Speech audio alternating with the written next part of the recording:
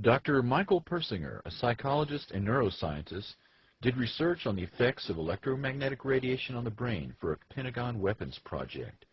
He has worked in the field for 40 years and funded by the Navy and reportedly by the NSA as well. Dr. Persinger perfected a means to make experimental subjects feel that they had been abducted by aliens or had an encounter with angels or God through the use of a modified motorcycle helmet equipped with solenoids to send electromagnetic pulses through the frontal lobes of the brain. Quote, human experience of God can be generated by a process that has nothing to do with whether God exists or not. Dr. Persinger published the paper On the Possibility of Directly Accessing Every Human Brain by Electromagnetic Induction of Fundamental Algorithms, 1995. Quote, a process which is coupled to the narrow band of brain temperature could allow all normal human brains to be affected by a subharmonic whose frequency range at 10 Hz would vary only by 0.1 Hz. Random variations of noise within the matrices could potentially differentiate between individual brains. In other words, individuals could be identified by the specific characteristics of their brain output. He goes on further.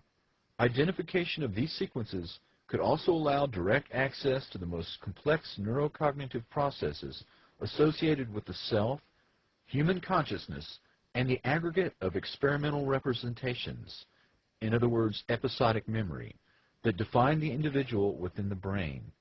In other words, a person's memory, consciousness, and sense of self can be fully accessed and modified by electromagnetic means, especially a person's personality can be completely shaped, much like the research of Dr. Ewan Cameron, who sought to do so by more primitive means.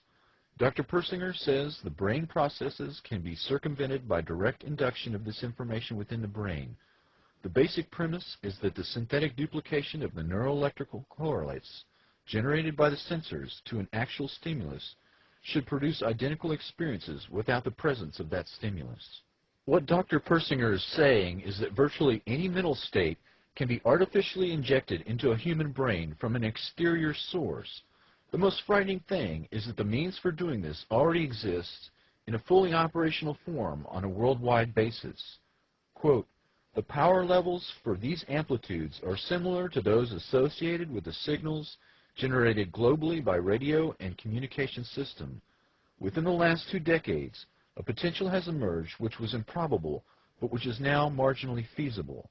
This potential is the technical capability to influence directly the major portion of the approximately 6 billion brains of the human species by generating neural information within a physical medium within which all members of the species are immersed, unquote.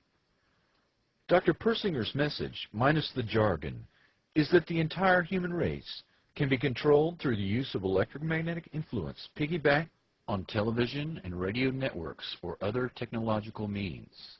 Effectively, all consciousness is due to electromagnetic patterns generated within the brain. What we do is imitate what the brain normally does and apply it experimentally.